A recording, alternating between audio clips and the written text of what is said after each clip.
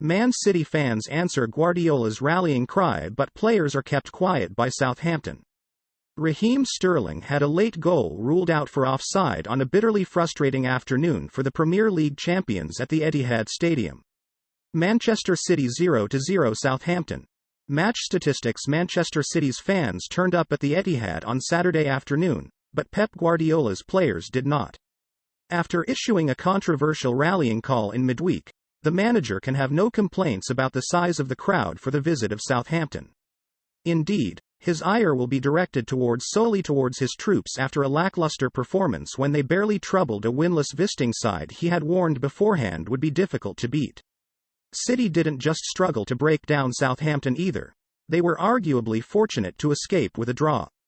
With difficult away trips to title rivals Chelsea and Liverpool up next in the Premier League, and a Champions League clash with Paris Saint-Germain at the Parc des Princes sandwiched in between, this was a result they could have done with avoiding.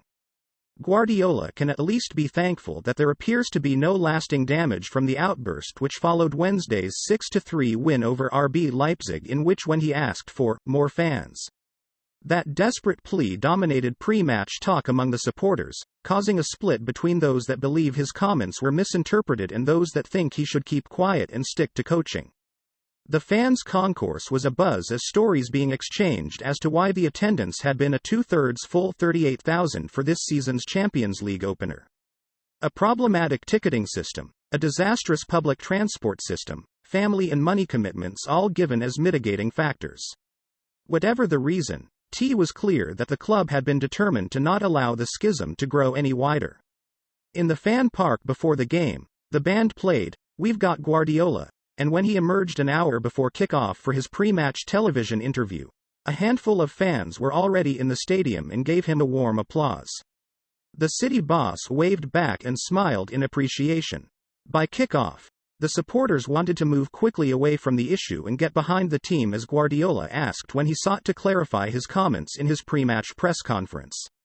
They began with chants of "We're not really here," and "Empty seats at home," the self-deprecating retorts to critical opposing fans.